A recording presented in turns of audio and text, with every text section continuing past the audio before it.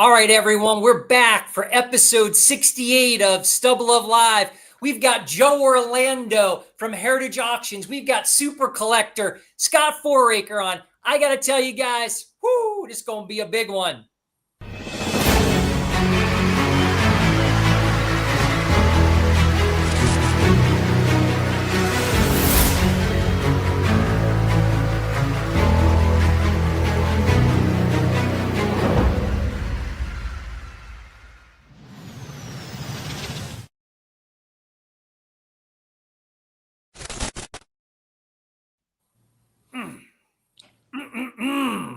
I'm excited tonight. I'm excited.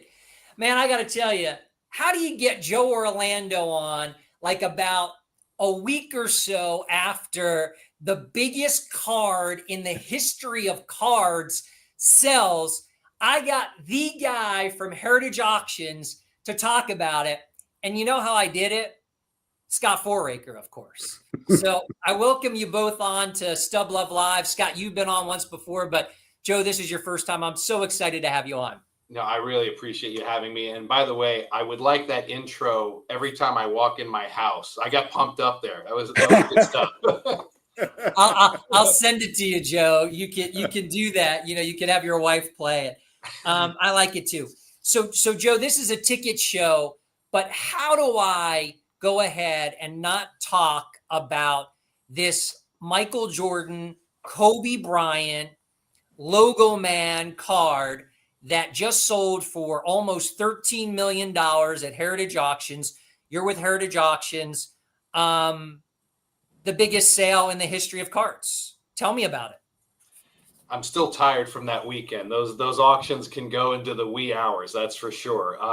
Well, look, I mean, I've told people this before. It would be disingenuous of me to say that I would have predicted that number. We knew it was going to go strong because of how special that card is in the ultra modern world, but that result was really remarkable. So I think you said in an article, and I looked at it today, it was an article that you wrote for this intelligent collector, and it was vintage cards versus kind of modern cards, and it was phenomenal. If people who are listening haven't read this article, you got to read it because Joe did a phenomenal job. But you know, it kind of talks in there a lot about vintage and modern, and the way maybe vintage cards have taken off because maybe modern have taken off. But I think you said, and tell me if I'm wrong, this was the most publicized sale of any card that Heritage has ever put out. Correct. I mean, in terms of just the sheer traffic to our auction, this was the most sort of viewed auction of all time. And that includes, by the way, we had the Babe Ruth called shot jersey last year during the summer. So that was kind of a remarkable accomplishment coming off of the previous summer platinum auction that we had held. But yeah, the point of that that article that you referenced, and by the way, thank you for the kind words, is that there's this weird thing that happens in our hobby, and I've witnessed this my whole collecting life, which is since I was about 5 years old, is that it seems like when one area of the market gets a lot of attention, whether it's by category or it's vintage versus modern, it's almost like there's a percentage of collectors that are almost threatened by the success of another category or another vintage. And it's strange, but it's something I've witnessed for a long time. And of course, when this sold, you have some people saying, I can't believe it. I can't believe someone paid. And really what they need to understand is that this is a natural cycle. The modern and the vintage collectibles, they actually, in my view, they help each other. They play off of each other.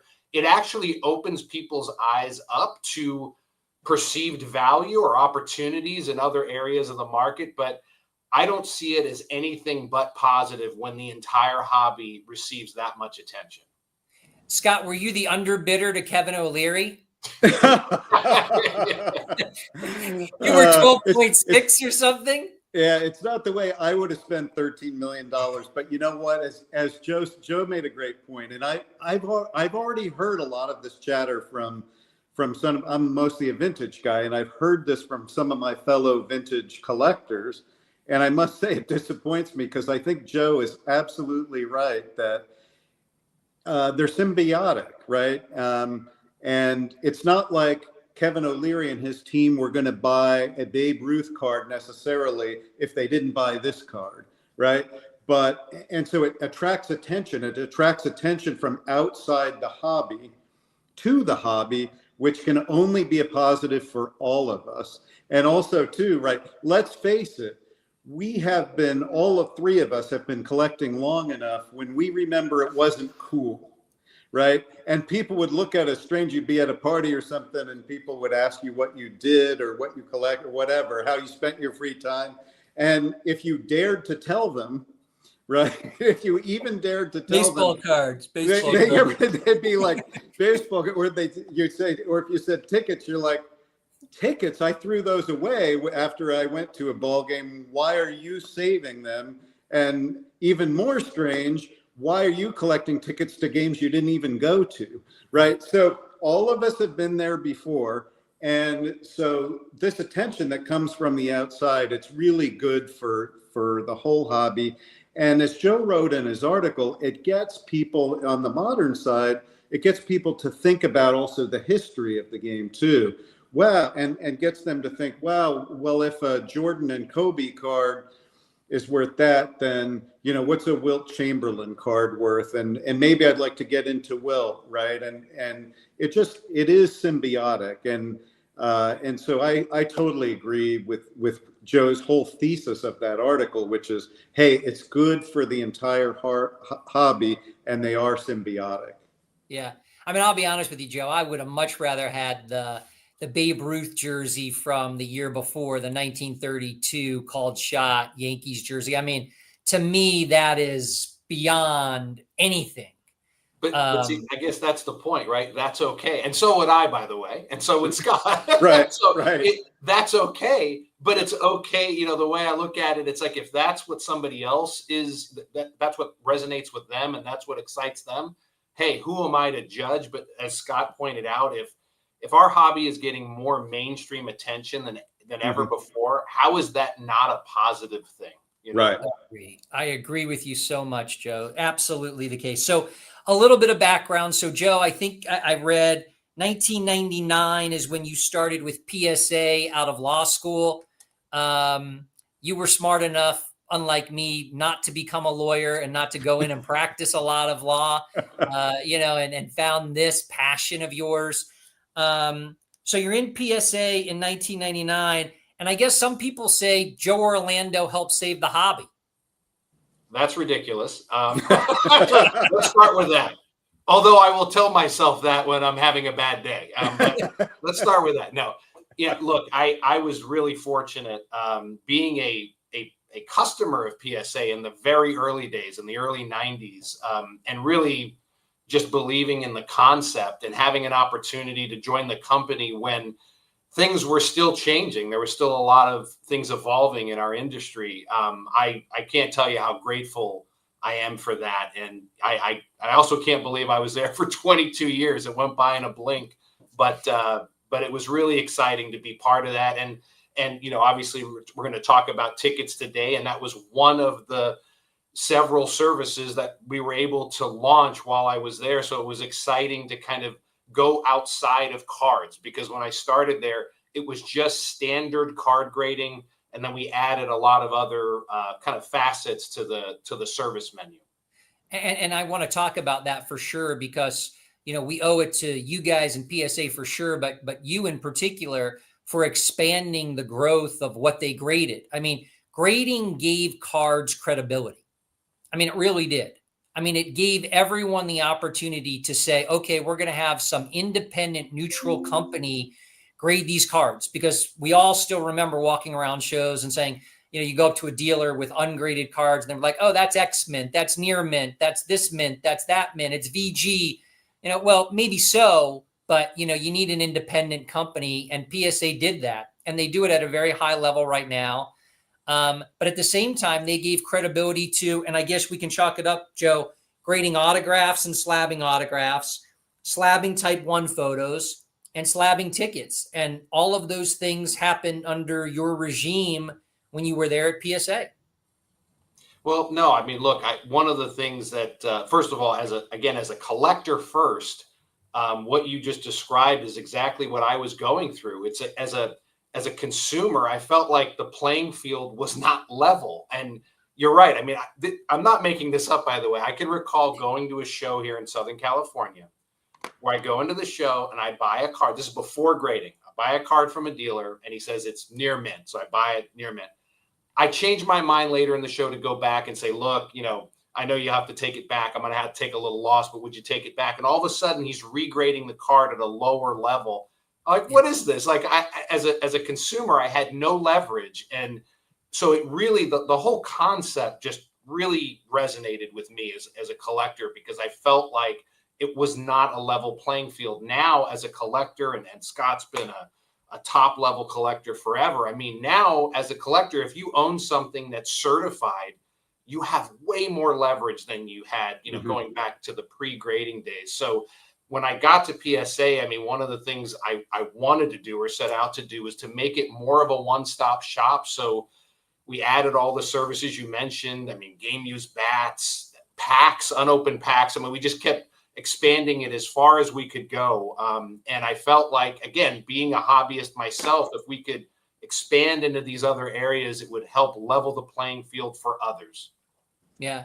And it's done a great job. I mean, Scott, you would agree. I mean, we were talking about provenance. We were talking about comfortability in purchasing high-end things. I mean, I don't think I would feel anywhere near as comfortable as I do purchasing high-end tickets or high-end memorabilia without certification by PSA or one of the other big companies. I just wouldn't feel comfortable if my tickets weren't slabbed.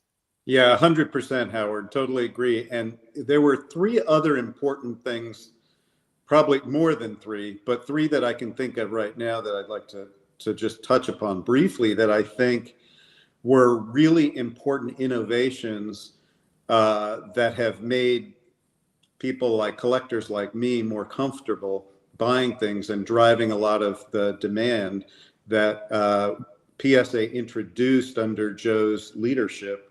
One is information, right? Joe's always been great about pumping out information, both himself, articles that he would write himself, as well as others that he oversaw, and getting information out there about whatever the collectible realm is hugely, hugely important. The second would be pop reports, making pop reports available for cards. And we know how important they are in tickets, because one of the really special things about tickets is the relative rarity of tickets compared to cards and compared to other things.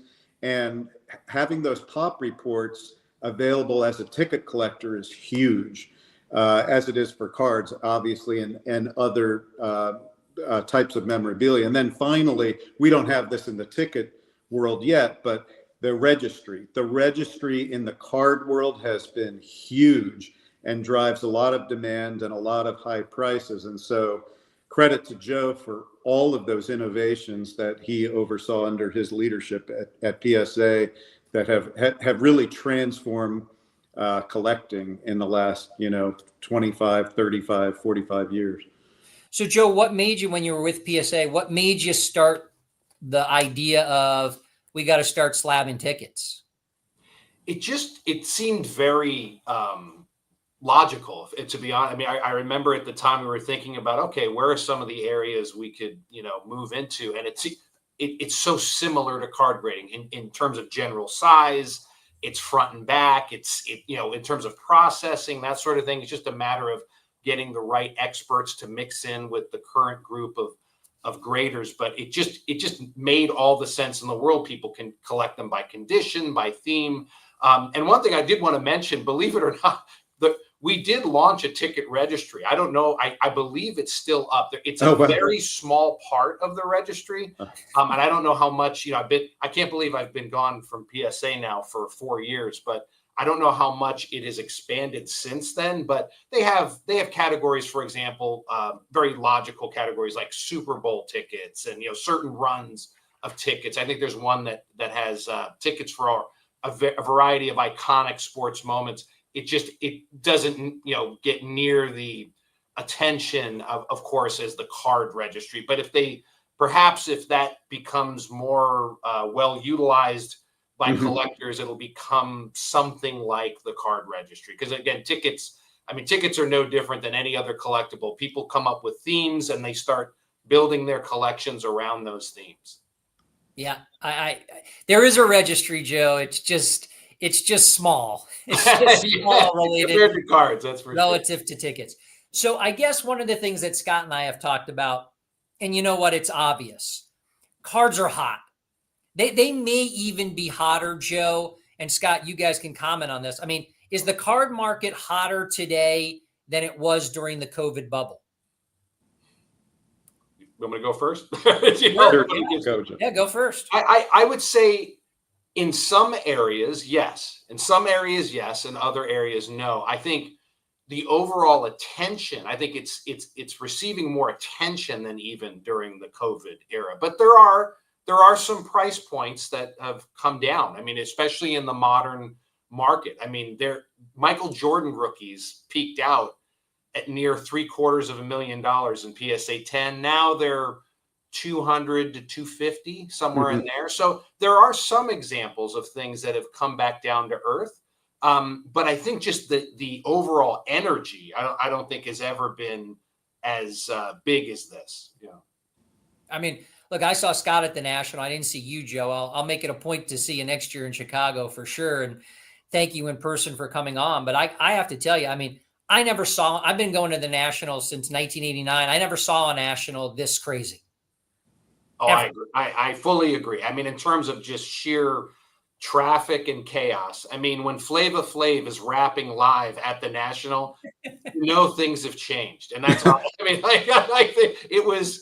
it was like a concert going on over here. There's they're giving away packs over there. I mean, it was wild. I mean, and it's wonderful to see. And there's something for everybody. Again, it's not, the traditional, maybe veteran vintage collectors. Maybe some of it is a little overwhelming to them, but the overall energy is just tremendous. I was also at Fanatics Fest, and that was wild in and of itself too. I love that in a different way, very different than the National, but also I think kind of going back to that theme, popularity, notoriety. It's nice to see, superstars in the sports world walking around buying cards. Yeah, there's Pretty no.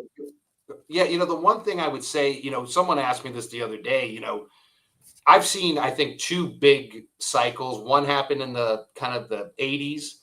Another one happened about 25 years ago, late 90s to early 2000s. And I think the big difference to me with this cycle versus those other two major market surges is that, I mean, the level of money that has come into the hobby, not just buying the stuff, not just buying the collectibles, but the new companies and the celebrities. I mean, we've never seen anything like that. I mean, it's, the surge that we saw, in the late 90s, early 2000s, McGuire Sosa, the internet, eBay taking off, all these, .com boom, all these things happening.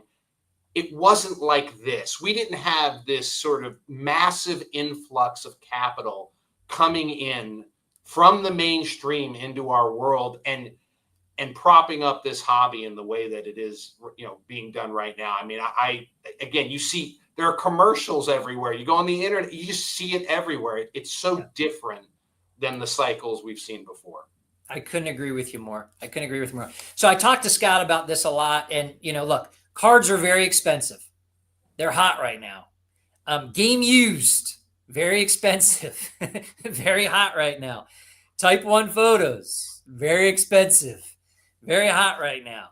I think a lot of collectors might be priced out of, the very best in those markets, but maybe not priced out of tickets.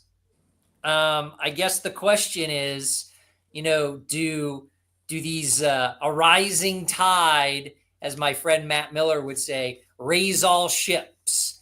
And is there an opportunity here for some of the collectors who collect cards and game used and type 1s who say, oh, it's too much now. What's the next big thing? What's the thing I can still get on? Maybe not on the ground level, but close. Joe, Scott, is that tickets? Yeah, I've been talking too much. I'm gonna let Scott go first. I think so, Howard. The first thing I'd point out is, right, there's a macro trend. All asset categories are up: gold, stocks, real estate. Right. So we are in a very fortunate time period, let me put it that way, right, where all asset categories are up. So we should just recognize that. And I would say, yes, some of those other categories, which I can tell you firsthand because I'm a collector in those other categories, cards, game use, type 1 photos, they are getting very expensive, and relative more so than in tickets. And I do believe that there's more of an opportunity in tickets. And I think we are starting to see some collector, or call it collector investors, newly entering the ticket realm. I know for a fact we are. I know for a fact that we'll talk about this, I'm sure, but the two massive Jordan debut tickets is an example of this that we saw that Joe took in from the family of 4 that went to the game, and Joe should talk about. But that's a perfect example. A recent Heritage auction, those two Jordan debut tickets that were sold, the PSA 8 and the PSA 6, both bought. They went public on their social media with them. Both bought by collector investor types. Who saw, I think, opportunity there. And relatively speaking, these are very expensive tickets, as we're going to look at the price tags for right now.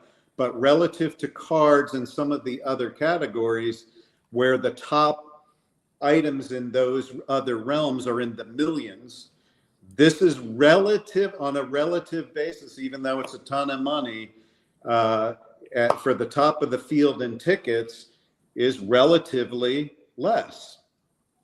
Absolutely. So Joe, Scott teased it out a little bit. So here's one of the Michael Jordan red debuts that sold for just under 190,000 on the last Heritage auction. I think you can see, I threw in a bid just to qualify, as I sometimes do, just to see where it ends.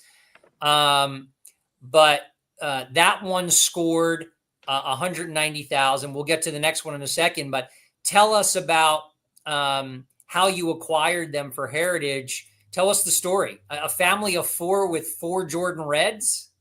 Yeah. So we're contacted at Heritage by a family member, and he says, "I've got one of these tickets." So it started with, just the one. I thought he just had one at first. And then we were talking, and he's telling the story, and he goes, "Well, actually, the family went to the game and kept all four seats." Now, I wouldn't even describe this family as a hardcore collecting family. They're definitely big sports fans, big Chicago sports fans, but not really collectors. They just happened to keep the 4 tickets that they went to the game with. And they not only did they keep them, but of course they kept them in such amazing condition.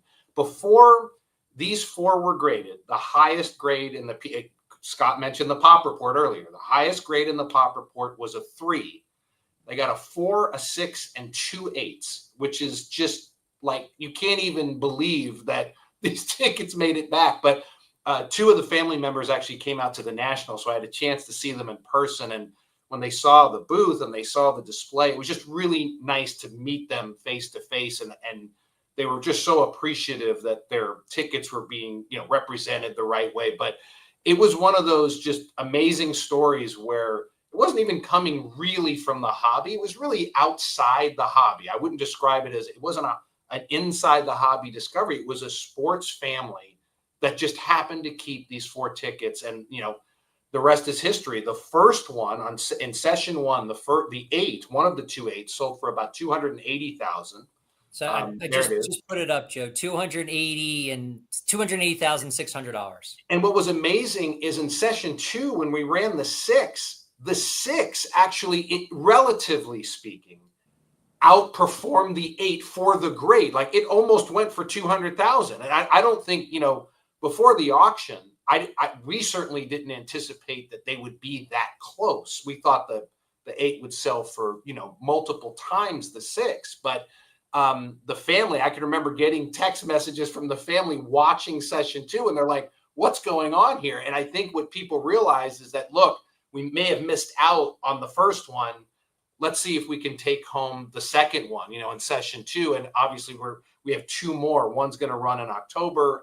The other 8 is going to run in December. But just a really neat story, one of those kind of once in a lifetime things that you run into. But it's part of what makes the hobby and collecting so much fun, is that you never know what's around the corner. There are discoveries like this all the time. Yeah. I'm going to say this to you. That auction, first of all, I think Heritage is the best auction house, period. I do business with Heritage. I buy and I sell through Heritage. Jason Simmons is my rep, and I think he's phenomenal. Does a great job, caring, communicative, just as good as they make them. I think the Heritage auction that runs contemporaneous with the National, that platinum auction, that's the real deal, Joe. That's the real deal. That's the best, in my opinion. You always put the best stuff in it, or close to the best stuff in it, and it always just performs phenomenally. Well, first of all, thank you for the kind words. We're going to use that in a commercial next week. So look out for the checks in the mail. No, but in all seriousness, look, we try to make that one. I mean, we're running auctions, as you know, literally every month, every week, so we're doing them throughout the year. But that one, we really do try to make a special effort to make that kind of can't miss event for people. And we love, like you said, the timing with the National is so ideal, because we get to bring that mini museum to the show and just let people walk in and get lost in there for a while, and just checking out all these different things from a variety of categories. And I do want to say one thing to pick up on what Scott mentioned earlier. It's like, look, in the hobby, not everything can be equally as hot at the exact same time. But I think Scott used the word opportunity. I mean, as a collector, think of it as an opportunity. I mean, not everything can be equally as hot. What does that mean? Look, it's human nature for us to get caught up in everything that's scorching. What happens when gold goes up? Everybody wants to buy. When gold goes down, nobody wants to buy. Everybody wants to sell. And when it should be the exact opposite sense, but that's our nature, right? We're human. Same thing in the hobby. It doesn't mean you should go off the rails and look for something completely esoteric, but if you can find opportunity in a certain category that may not have the spotlight right now, then all the better for you. Absolutely. And, I've said this to Scott, and we've talked about it a bunch of times. Are we going to look back at the sale of these Michael Jordan tickets 10 years from now and be like, oh my goodness, they sold so cheap, they're now $500,000 tickets or more. And you know what, Scott, I've said this in the ticket collecting community, people would be like, well, there's 60 to 70 Michael Jordan debut tickets, in the ticket world, that's a lot, that's a lot. That's not necessarily a rare ticket. In cards, that would be really, really rare. In tickets, it's not the same. But think about it. 70 people in the world may have the opportunity to own a ticket to Michael Jordan's first game. Think about the Asian world. Think about, the marketplaces that have yet to be tapped into in many of the collectible places. And how popular basketball is overseas. Isn't the Michael Jordan debut ticket something that in the future could be $1 million item? Scott, don't you think? Oh, totally, Howard.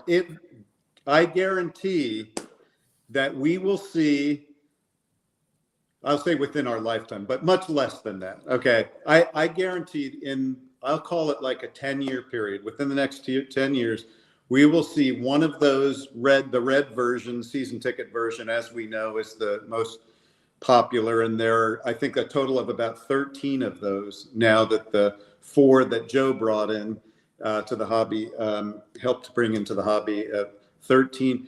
For sure, one of those is going to go for $1 million in the next 10 years, is my opinion. for sure. And totally, Howard, like 70 is nothing. Think about the cards, right? 70 compared to the Michael Jordan cards out there, even the 86 Fleer is nothing. I mean, put it in this context. There are over 300 graded PSA 10 of the 86 Fleer. Yeah. Right. Over 300 PSA 10s and 60 to 70 total tickets, all the categories combined. And then when the best of the best, the red season ticket version, 13. And think about the demand supply equation there. And that's why I'll say, even though some people may be saying, wow, I can't believe what those two guys just paid for those two Jordan Reds, I think they were great buys. Yeah, I do too. Joe, stop finding families with 4 red Jordan debuts. Right. Yeah. Let me say this. I have a better chance of being struck by lightning 3 times on my way home from work today than that happening again. But again, it's what makes this so fun. I mean, that will be a once in a lifetime, ticket discovery. And it was so, again, couldn't be a nicer, more down to earth family. So I'm so happy for them. But I got to tell you, I agree with Scott. I love the play of those top end tickets, that specific version, the season ticket variety, and those high grades. I mean, look, you could make the case that the guy who won the 8 has already made money seeing what the 6th went for a day later. You could make that case. Yep. I agree. And you know what? I'm gonna say this, Joe. It wasn't just the Jordan debut tickets. I mean, I thought a lot of the tickets did very well in that, platinum auction. We have this Beatles ticket, first ticket to the Beatles show in Washington, D.C., full ticket, that does over 30 grand. I mean, that's nothing to sneeze at. No one's seen sales, in and around those numbers for concert tickets like this. And, just a lot of really tremendous sales during that auction. And kudos to you guys. No, look, and certainly, again, appreciate all the kind words. I mean, look, it's easy for us as Heritage to, talk about all the amazing prices and take all this credit. But look, let me point out something that I thought went a little bit light in the ticket world. We had that Super Bowl run. It was Super Bowls 1 through 55, full tickets, all autographed by the MVP of the game. We thought that went lighter than expected. So there's an example where we talked about opportunity. I think whoever took that home, that was a great buy long term. I mean, I don't think that can be done again, not in full form. And plus now with some of the people being deceased, some of the MVPs of the game being deceased, it's not something you can create now. So you either have it or you don't have it. And that was one of the most amazing ticket collections I had ever seen. And I thought, quite frankly, that was one that did, with all these record prices that we had in the auction, that was one that I thought went a little light. Yeah. Well, again, I mean, I always say when I consign the Heritage, I think most things are going to do probably in and around the area where I expect them to do. And you're going to have, some that outperform expectations and maybe even have some grand slam home runs. And then you're going to have a few that maybe slightly underperform. And that's just part of consigning to an auction house, even the best in Heritage. I mean, it just happens. So I agree with you. It also was, you're buying a lot of items as opposed to buying 1 or 2. I mean, buying a collection, It's just a lot. It's storage. It's things like that. And I've always seen that. I think collections of multiple items sometimes underperform just because they're sold as collections. But that had to be sold as a collection. I get it. It was such a labor of love and an amazing assembly of things that, I mean, you had, and by the way, I'm saying this, and technically it set a record. It still was a record for a Super Bowl. But again, it's all relative to expectations. We thought just because of how special it was, it could have gone higher. But this is what makes a market. Like you said, sometimes, I mean, a lot of times things way outperform. Sometimes things underperform. but as a hobbyist, you just gotta stay active and keep your eyes open, because there could be opportunity. Yeah, absolutely. And you know what? I'll say this to both of you. I really enjoyed reading this article that you wrote, Joe, in this Intelligent Collector. A ticket to history, collecting monumental moments in sports.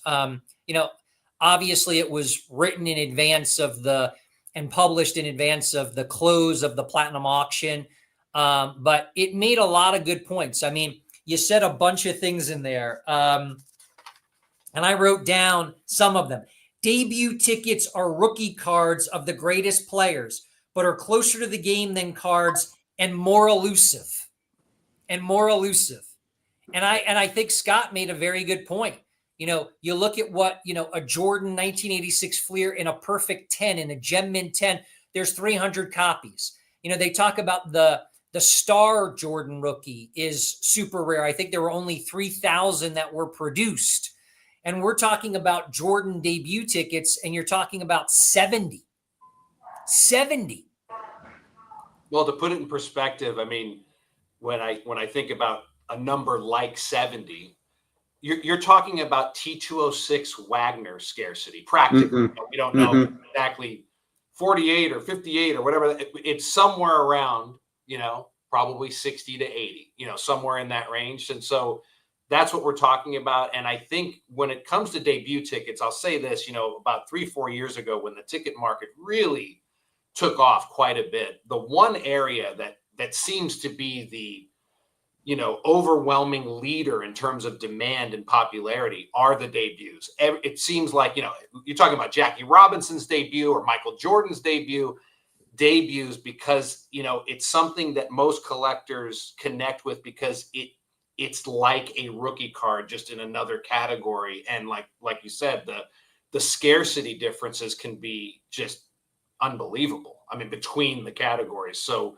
it really does offer a lot of great things. And I just love that. I know Scott feels the same way, like the connection to the actual event. It's like, it wasn't a thing that was made to be collected, like a card. And there's nothing wrong with cards, but this was something that was created so you could gain entry into the event. So it required that somebody had the foresight to keep it, and in some cases keep them in tremendous condition. So it just, that connection to the actual event is what I find so appealing about them. Yeah, I agree. And it's funny. Scott's been very proficient in what he's purchased, as you would expect. I mean, he's the GOAT collector, because he's really kind of ahead of everything.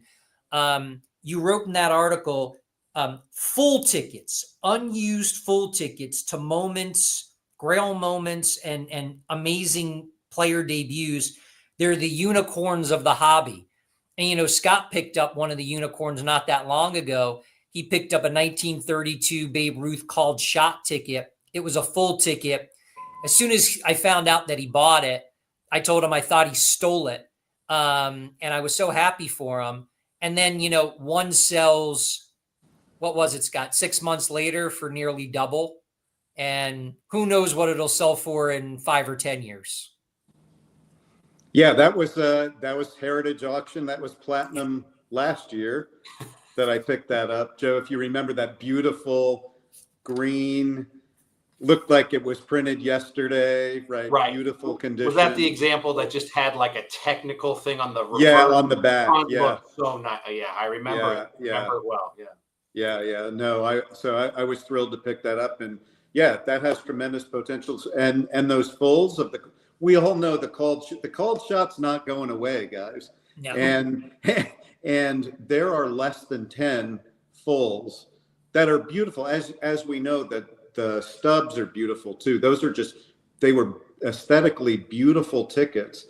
And with the number 3, which just happens to be the game number and happens to be Ruth's uniform number, and the little cubby on it. And I mean, it's just got everything going for it. And then when you talk about relative demand supply, right, that ticket will always be in huge demand. And to have less than 10 fulls, and then with aesthetic beauty on top of it, it doesn't get much better than that. Yeah. It's got the unicorn horn on it too, Scott. Now, because I think Joe classified it the right way. They are unicorns. So we've been going for like 40 minutes. We always have something on the show, Joe, and Scott's done it before. We have something called the gauntlet. And the gauntlet's like, some, hot potato kind of fast kind of back and forth questions. I don't have a ton for you guys, but I'm going to ask you both these, and they're different. They're not our traditional gauntlet questions, but I'll start with you, Joe, and then, we can move into Scott. Better investment right now, and we're not giving investment advice. These are just opinions. Better investment, Joe. Ruth, Jackie, Ohtani, or something else? I am biased. Someone else. Sorry. I am biased. I'm a Ruth guy. I think that Ruth, there's something about him, not just what he did on the field, but just how he transcends in a way that is just so different and it's hard for us to imagine because, of course, none of us were alive when he was doing it. But when you really take into consideration all of what he was on the field, off the field, and just larger than life in ways that even as much as I love Shohei Ohtani, I'm a huge Shohei Ohtani fan, but as great as Ohtani is, he doesn't have, in my opinion, he doesn't have that. He seems like he's an unbelievably just gregarious, friendly guy and just respectful. I love everything about the way Ohtani goes about his work and the way he seems to treat people. I mean, nothing bad to say about him, but Ruth was something else. And I just think I don't know if we'll ever see someone like that. I think it always goes back to comparing to Babe Ruth. That's just my opinion. Scott, what are your thoughts? Yeah, I would say, agree with Joe. Ruth, number one, he transformed the game from a singles hitter game. Think of Cobb, think of players of that era. And in 1920, his first year with the Yankees, he had more home runs than most teams combined. Right? He totally transformed the game and made the home run a thing where it wasn't really a thing before. So that's number one. And for number two, we always have to show a ticket, Howard, at least once during the show. So I'll show, I would put Jackie number two. So this is Jackie's debut. And this was something Howard and I talked about recently. I picked this up recently. So wait, Scott, I cut you off a little bit. So put that down. You have the debut ticket there? Yeah. Yeah, show the debut ticket straight ahead. Just go straight. Yeah, go right up. Wow. So hold it up a little higher, just a hair higher. Oh, yeah. Oh, my Lord. Yeah. Getting excited, Scott. All right. So, put it down. He's number two, and this is a companion piece I got in a recent Heritage auction. Thank you, Joe. Beautiful program to Jackie's debut. So I needed it to go along with the ticket. The pairing is pretty freaking cool. So that's great, Scott. That's amazing. So Jackie number two. I'm going to say Jackie. I just think, everyone will be teaching Babe Ruth, but they'll always be teaching Jackie Robinson. It's more than sports. It's history. It's a story. Yep. So let's go on. Kind of same question, better investment. I'll start with you, Scott, this time. Michael Jordan, Kobe Bryant, LeBron James, someone else. Oh, wow. That's a tough one, Howard. I would say, Jordan transcends all the rest of them.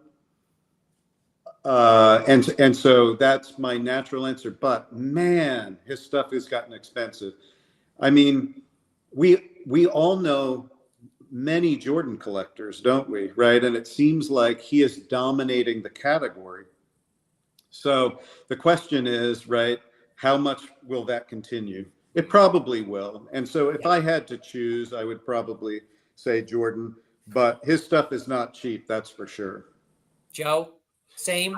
I think Scott makes a great point, but I would also answer it the same way. I would say, however, if you want to describe Jordan as the ultimate beachfront property, what happens with beachfront property? Everyone says it's so expensive and it just keeps going up.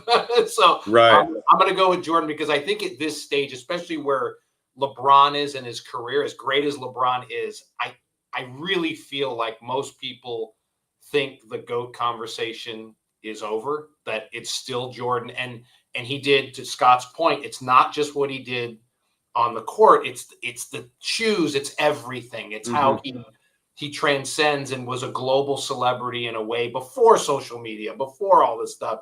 I mean, it's hard to put that in perspective. So I'm with Jordan as well. Yeah, I'm a Jordan guy. I didn't love Michael Jordan growing up because he used to beat my 76ers all the time. But, I think Michael Jordan transcends sports. I still think, if you look at that that Kevin O'Leary sale, it was a Jordan Kobe card. I don't know, man. I don't know. LeBron, maybe stuff is still undervalued. Maybe there's a place for LeBron to start climbing. So don't sleep on LeBron, I guess. Don't sleep on LeBron. Joe, we'll go with you. Tickets, game used, type ones, other. What are you seeing at Heritage that you're excited about in these genres? And, where do you think those genres go, and what does the best in the next 5-10 years? There's a lot to unpack in that. I'll try my best to keep this short. So I would say I see something similar happening in tickets and type ones, which is the really iconic, unquestioned grails like the Jordan debut, like the Jackie debut, stuff like that. They're setting, huge prices, and it appears to just keep climbing. So no, but then I do see there's a gap. I mean, a pretty substantial gap in both type ones and tickets where you can pick up some really incredible tickets for almost nothing. I'll give you an example. We had it was a Sandy Koufax ticket from his final game in, was it 65 when he set the National League strikeout record for 382 Ks on the final start of the season. And it's still the National League record today. And I doubt it's going to be broken because of the innings thing in baseball, like at least in the National League. Nolan Ryan, of course, beat it by 1, like in 1973, I believe. But it was the top of the pop, full ticket. Like it was a 6, which is an amazing condition ticket for a full ticket. Highest in the pop report, it went for like $500. I mean, I see stuff like that, and I see it in type 1 photos as well, where I believe there are opportunities because these markets are still building. They're still evolving. We're in the first or second inning, I think, with type 1 photos and tickets. So I feel like that's what I think it's similar in those markets. Game used, I think that keeps evolving in a different way. I think, and Scott, and we met each other, over game used. That's something that we share in common as collectors.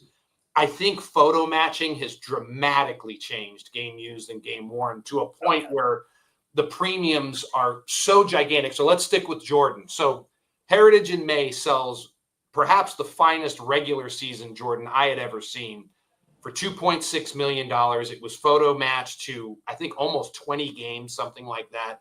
Full uniform, shorts as well. We sold a Michael Jordan jersey with a letter from the Chicago Bulls in this last auction, and it went for, I believe, right around $100,000. That's the difference between photo matched and photo matched to some significant performances and multiple photo matches versus a letter from the Bulls, but not photo match. I think so. You're seeing this in bats and jerseys and gloves. So I think what we're seeing in the game used, game worn market is that buyers are becoming more discerning where things can be matched. As you go back in time, it becomes very difficult to match things from the vintage world. But they're looking for separation. Was it used during a great performance, a great season, a world championship season? They're looking for something extra. It's not just the baseline grade or authentication. So I think that's kind of what at least what I'm observing in those markets. Yeah, I agree. So Scott, for you and I, nice to hear Joe Orlando from Heritage fame say that tickets are still in the first or second inning. For sure. Yeah, I would agree with that. I really would. And also too, like, look at the top 10 tickets. And to Joe's point, I mean, you can pick up the Immaculate Reception ticket for what, a couple grand? Nothing. It's a top 10 ticket. Right. Yeah. And there's a total population of, I mean, it's one of the higher pop tickets, 4 tickets. They're 60, 70, something like that, right? But it's still, go back to the relative rarity we've been talking about, compared to cards, other categories, still relatively rare. And you can pick one up for, $1,000, $2,000, $3,000, something like that, right? I just picked up the highest graded one for about $8,000 because I thought the highest grade, and that's a trend that I wanted to just mention, which is the top graded tickets are commanding high premiums. Joe just talked about the high premiums in game used that the photo matched things are getting. And we know with cards and other categories, the high grade has driven high premiums. We're just beginning, I think, to see that in tickets, in part because some of the card guys are migrating to tickets as they see better investment or collecting opportunities in the ticket world, looking at relative scarcity, right? And the coolness of it and so forth. And we're seeing, I think, just the beginning of the highest grades commanding more and more of a premium. Yep, I agree.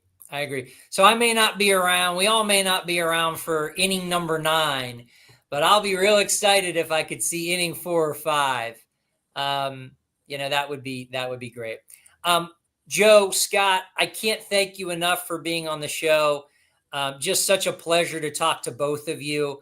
I've come to be able to chat a little bit with Scott, kind of since we met a couple years ago. And he's just so good for collecting. And Joe, thank you so much for all you do. I think, Heritage just kind of is the standard, at least at this point, for all the good things for what auction houses should strive to be.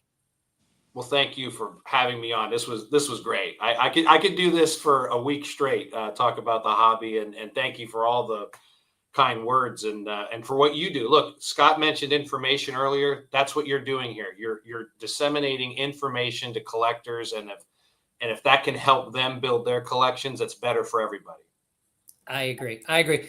Episode 68 of Stub Luv Live with Joe Orlando, Scott Foraker. Guys, I can't tell you how much I appreciate it. Thanks for coming on.